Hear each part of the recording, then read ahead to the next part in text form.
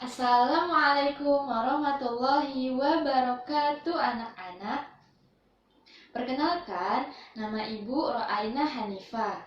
Nah, pada kesempatan kali ini kita akan belajar materi tentang ilmu pengetahuan alam yang disingkat biasa dengan IPA. Nah, di sini Ibu akan mengajarkan kalian menggunakan media pembelajaran yang berbentuk drawing book. Ayo kita buka drawing booknya. Di sini terdapat pintu yang bisa kita buka. Yuk kita coba lihat apa aja di dalamnya.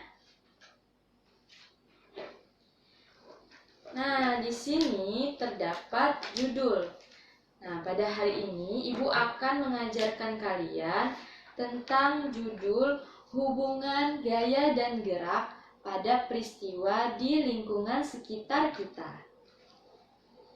Nah, dalam kehidupan sehari-hari, kita pasti menemukan gaya dan gerak di lingkungan sekitar kita.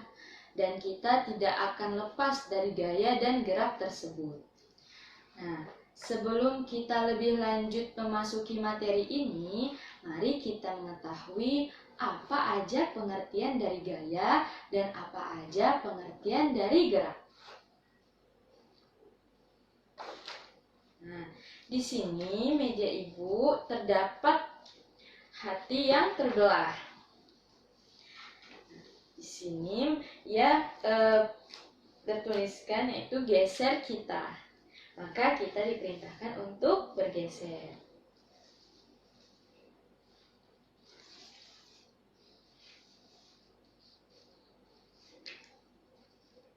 Nah, di dalam kotak ini terdapat pengertian dari gaya. Nah, gaya itu sendiri diartikan sebagai dorongan atau tarikan yang diberikan pada suatu benda. Nah, benda-benda akan bergerak akibat adanya gaya yang kita berikan kepada suatu benda. Gaya juga dapat menyebabkan kedudukan suatu benda tersebut itu berubah dari kedudukan yang semulanya. Contohnya dalam kehidupan sehari-hari kita dengan mudah menggunakan pulpen atau pensil untuk menulis. Maka semulanya pulpen ataupun pensil itu di dalam kotak pensil. Kalau kita mau inginkan menggunakan untuk menulis, maka kita akan mengambilnya dari kotak pensil tersebut. Nah, yang dimaksudkan gaya di sini, kita mengambil pensil atau pulpen tersebut, itu sudah memberikan gaya terhadap suatu benda itu sendiri. Maka, suatu benda itu sendiri akan berubah tempat dari kedudukannya yang semula di kotak pensil itu tersebut.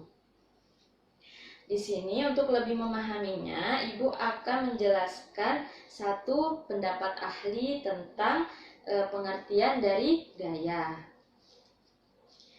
Menurut Wahyono dan Nurahmandani, yaitu dalam ilmu pengetahuan, gaya sering diartikan sebagai dorongan atau tarikan juga. Bila kita ingin menarik suatu benda atau mendorong suatu benda, maka berarti kita sudah memberikan gaya terhadap benda itu tersebut. Nah, biasanya dalam mata pelajaran ilmu pengetahuan, gaya itu tersebut untuk mengukur gaya itu tersebut dinamakan dengan dinamometer. Nah, yang dimana satuan gayanya disebut dengan Newton atau yang disimbolkan dengan huruf N.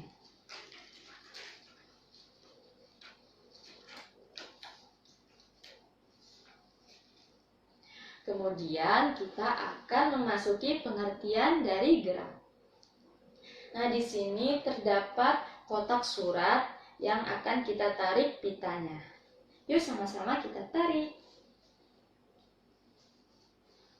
Nah, di sini terdapat pengertian dari gerak. Gerak didefinisikan sebagai perubahan tempat atau kedudukan suatu benda, baik hanya sekali ataupun berulang kali. Nah, gerak bisa juga maju dan bisa juga mundur. Pada contohnya, kita sering menaiki sepeda motor dengan digonceng oleh ayah atau kakak kita. Maka di sini ayah atau kakak kita sedang memberikan gerak kepada motor itu tersebut dengan mengegas gasnya motor untuk melaju ke depan, atau dengan mengerem sepeda motor untuk mengurangi kecepatan pada gaya motor tersebut.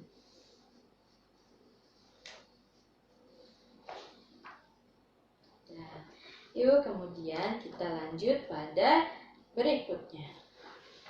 Nah, di sini terdapat pengaruh gaya pada gerak benda. Nah, gaya juga terdapat pengaruh pada gerak suatu benda. Di sini ada tarikan.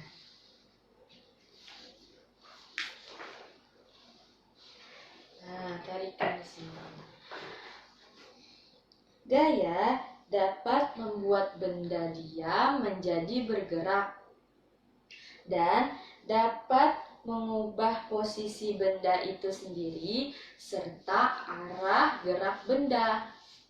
Juga, gaya bisa menambah kecepatan benda dan mengurangi kecepatan benda. Untuk melakukan suatu gaya, kita diperlukannya adanya suatu tenaga.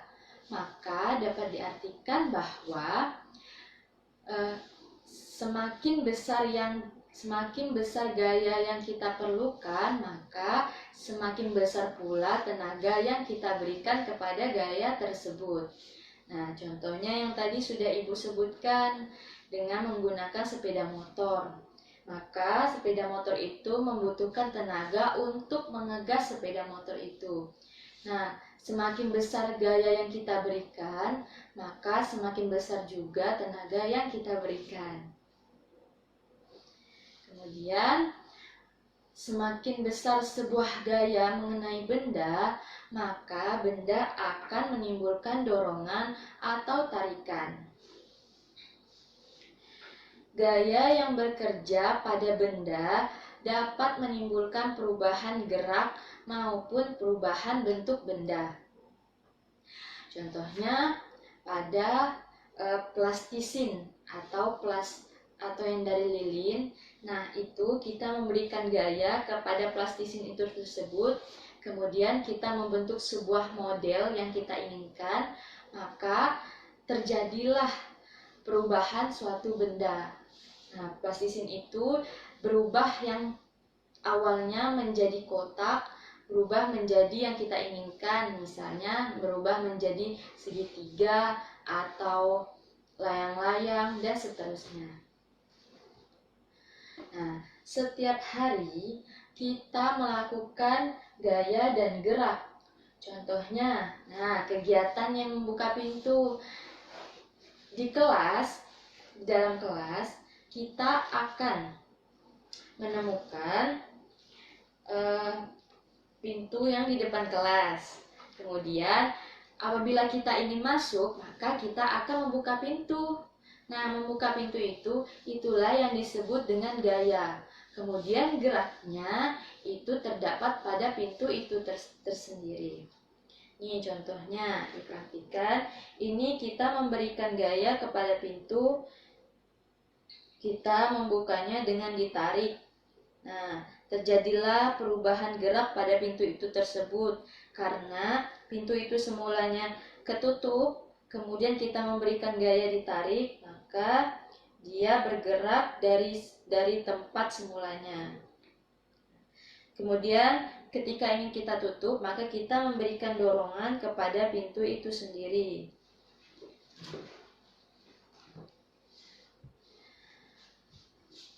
Kemudian Ibu akan menjelaskan sedikit tentang faktor yang mempengaruhi gerak suatu benda.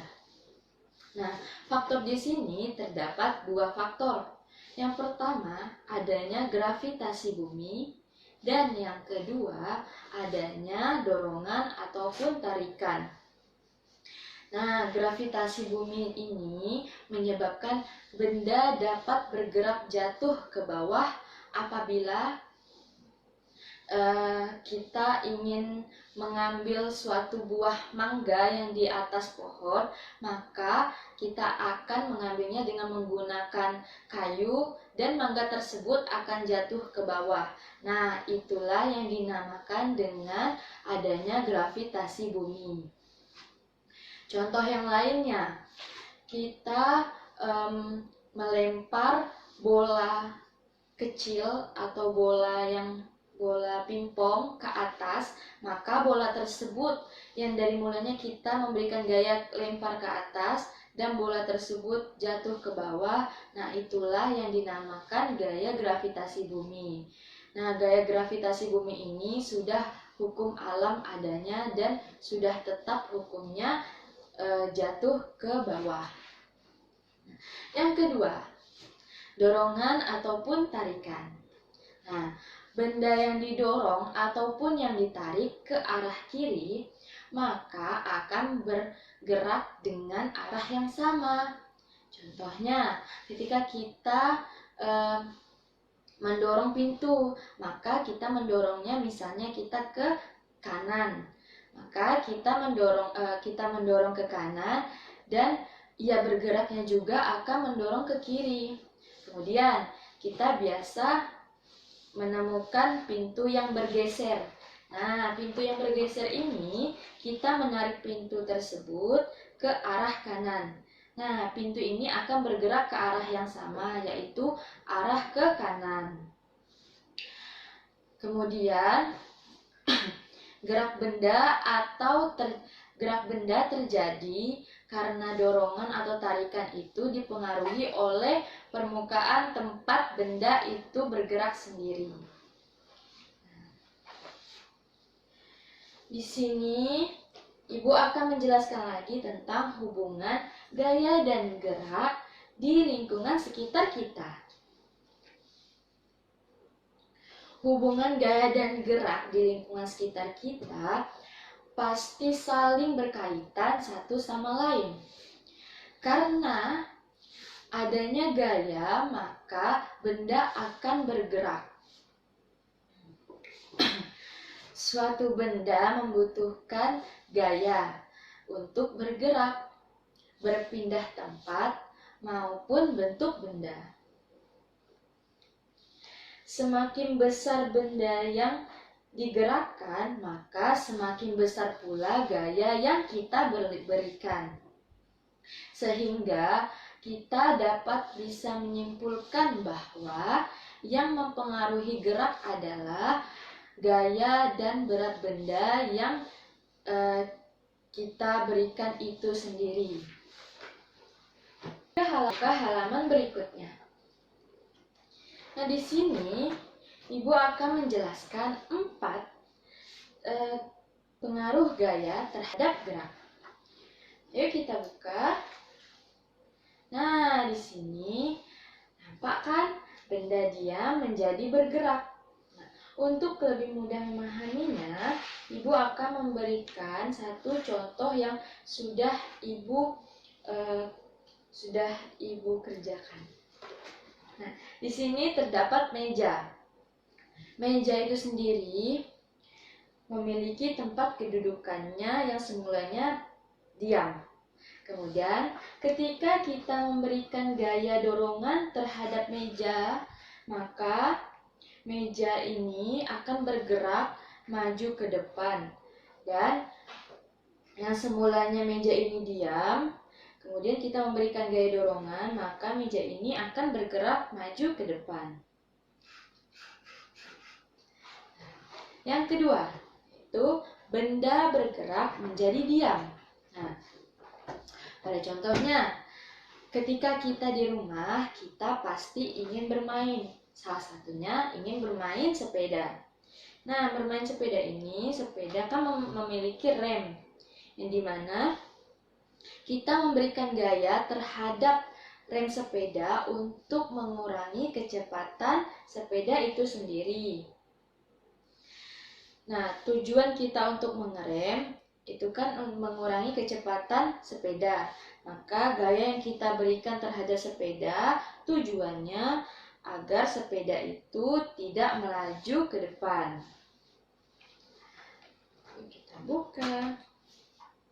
Nah, ini terdapat loh. Ayo coba buka. Anak-anak, di sini yang poin ketiga itu adalah perubahan bentuk benda. Nah, perubahan bentuk benda akan terjadi adanya gaya yang kita berikan. Untuk lebih mudah memahaminya lagi, Ibu akan memberikan satu contoh menjelaskan kepada kalian semua. Nah, di sini terdapat lilin yang awalnya semulanya itu sempurna bentuknya, atau yang pada umumnya lilin itu bentuknya tegak lurus. Nah, ketika kita menyalakan api, maka lama-kelamaan lilin tersebut akan meleleh jatuh ke bawah. Nah, lilin ini meleleh jatuh ke bawah merupakan adanya perubahan bentuk benda. Perubahan bentuk lilin ini yang semulanya sempurna, berdiri tegak lurus, maka ketika kita menyalakan api, terjadilah perubahan bentuk pada lilin. Kemudian yang keempat,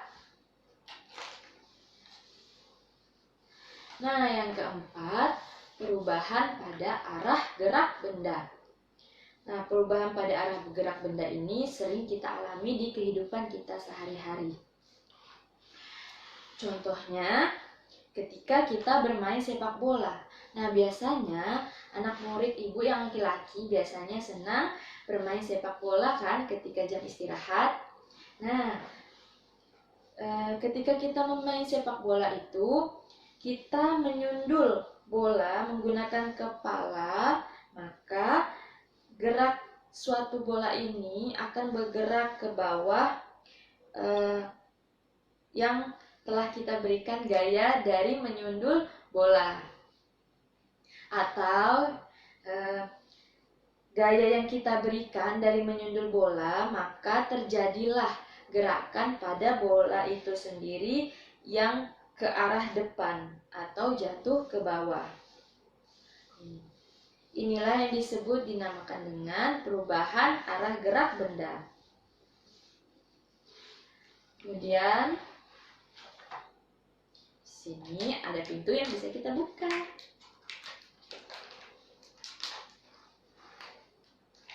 Nah, di sini terdapat contoh lainnya. Biasa anak-anak atau anak murid ibu senang membeli mainan. Nah, salah satunya senapan mainan. Nah, senapan mainan tersebut, gaya yang dominan pada bekerja di senapan mainan yaitu gaya pegas. Nah, gaya pegas ini karena yang membuat peluru panah bergerak ke arah luar atau yang ketika kita tembak ke arah luar, maka akibat adanya gaya pegas atau per di dalam senapan mainan tersebut. Nah, ini sudah ibu simulasikan seperti ini senapan mainannya. Maka di sini senapan mainan memberikan gaya pegas atau per di dalam senapan mainan tersebut. Pada saat peluru panah dimasukkan ke dalam senapan mainan atau ditekan ke dalam senapan mainan, maka ketika pelatuk itu ditarik, pelatuk ini ditarik, nah per ini akan bekerja, kemudian peluru itu akan tembak keluar. Pelurunya akan keluar dari senapan mainan akibat gaya yang kita berikan ketika menarik pelatuk. Nah, inilah yang salah satu gaya yang ada di senapan mainan. Yuk kita buka selanjutnya. Nah, gaya dan gerak tersebut pasti ada berhubungannya dengan sudut pandang keislaman. Nah, Islam mengajarkan kita untuk selalu mengkaitkan apa saja kegiatan kita sehari-hari. Nah, salah satu contohnya gaya dan gerak dalam sudut pandang keislaman. Kita buka. Nah, di sini dalam Quran surah An-Nur ayat 35 yang menjelaskan tentang gaya listrik. Nah, yang artinya Allah pemberi cahaya kepada langit dan bumi. Perumpamaan cahaya Allah adalah seperti sebuah lubang yang tak tembus, yang di dalamnya ada pelita besar. Pelita itu di dalam kaca, dan kaca itu seakan-akan bintang yang bercahaya seperti mutiara, yang tumbuh tidak di sebelah timur, yang dinyalakan dengan minyak dari pohon yang berkahnya, yaitu pohon zaitun, yang tumbuhnya tidak di sebelah timur dan tidak pula di sebelah barat, yang minyaknya hampir-hampir bisa menerangi, walaupun tidak disentuh oleh api. Cahaya di atas cahaya yang berlapis-lapis. Allah membimbing kepada cahayanya siapa yang Dia kehendaki, dan Allah memperbuat perumpamaan-perumpamaan bagi manusia, dan Allah Maha mengetahui atas segala sesuatu. Nah, di sini dapat dilihat bahwa dalam Quran surah An-Nur kita menemukan salah satu gaya, yaitu gaya listrik pada cahaya lampu. Ayo kita buka penjelasannya.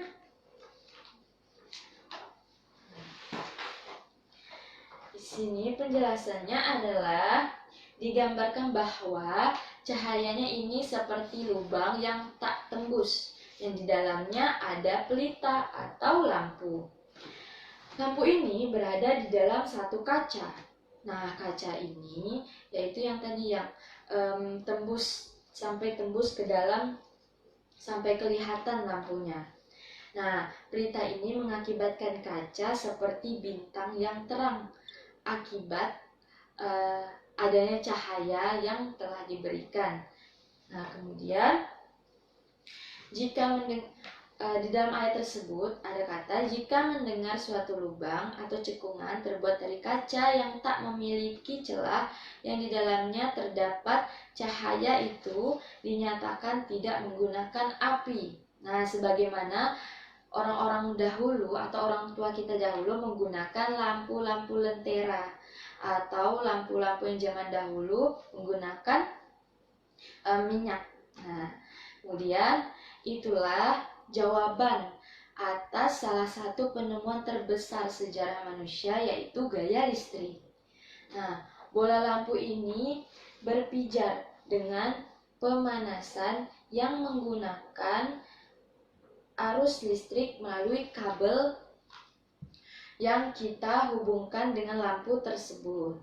Nah, lampu tersebut apabila telah menggunakan listrik, maka tidak perlu lagi menggunakan minyak dan api, tetapi kita akan menggunakan filamen dan listrik sebagai penggantinya untuk menerangi cahaya lampu. Nah, di sini Ibu memberikan contoh, yaitu lampu kamar, lampu arus listrik, dan stop kontak.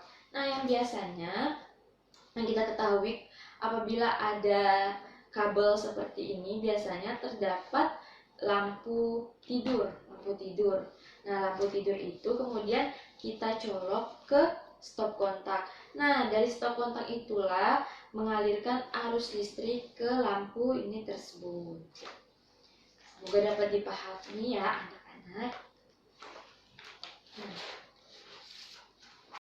Ayo kita buka halaman selanjutnya. Nah, di sini gaya dan gerak juga mempunyai sudut pandang budaya lokal. Nah, budaya lokal kita kan berada di wilayah Kalimantan Barat, yang dimana Kalimantan Barat itu mempunyai beragam budaya. Misalnya budaya Melayu, budaya Dayak, budaya Bugis, dan budaya lain-lainnya. Di sini pemerintah Kota Sanggau ataupun di Kota Sanggau mempunyai budaya Melayu itu sendiri. Biasanya kegiatan yang melestarikan budaya Melayu itu salah satunya mendayung sampan. Nah, mendayung sampan itu terjadi ketika adanya perlombaan 17 Agustus yang telah diselenggarakan oleh pemerintah Kota Sanggau. Kemudian, mendayung ini merupakan salah satu olahraga yang memakai atau menggunakan gaya otot. Nah, mendayung di sini mempunyai 2 teknik, yaitu gaya dayung maju dan gaya dayung mundur. Ketika kita ingin menggerakkan perahu ke arah maju ke depan, maka kita memerlukan menggerakkan dayung tersebut ke arah belakang. Nah, sebaliknya ketika kita ingin perahu itu berhenti, maka dayung tersebut akan bergerak ke arah maju ke depan. Nah, di mana kita bisa lihat gambar yang ada di sini, di mana para pemain dayung sampan ini mengikuti suatu perlombaan. Nah, mereka menggunakan gaya otot untuk menggerakkan perahu maju ke depan, sehingga dengan gaya mereka mendayung perahu itu tersebut akan menghasilkan lawan arus mendayung itu tersebut. Nah, di sini Ibu ada bikin perahu dan ini dayung. Nah, kita bisa praktekkan satu persatu. Nah, di sini seolah-olah ini air ya anak-anak, dan ini dayungnya. Ketika para pemain sampan memberikan gaya terhadap dayung yang mundur ke belakang, maka perahu ini akan maju ke depan sehingga dapat melawan arus air tersebut. Begini anak-anak caranya. Kemudian ketika para pemain ingin memberhentikan perahunya, maka dayung ini akan maju ke depan agar perahu tersebut berhenti. Semoga dapat dipahami ya anak-anak yang sudah Ibu jelaskan. Nah, di sini kita sudah memasuki pembahasan terakhir. Nah, ada surat, ayo kita buka. Di sini Ibu mengucapkan terima kasih teman-teman. Semoga yang sudah Ibu jelaskan kepada kalian semua akan bermanfaat kepada kalian dan kepada orang lain. Tetap belajar giat di rumah ya, dan diulang-ulang kembali apa yang sudah Ibu jelaskan kepada kalian. Kita tutup pelajaran hari ini dengan mengucapkan hamdalah. Alhamdulillahirabbil alamin. Apabila Ibu ada salah-salah kata dalam mengajar kalian, Ibu mohon maaf. Wassalamualaikum warahmatullahi wabarakatuh.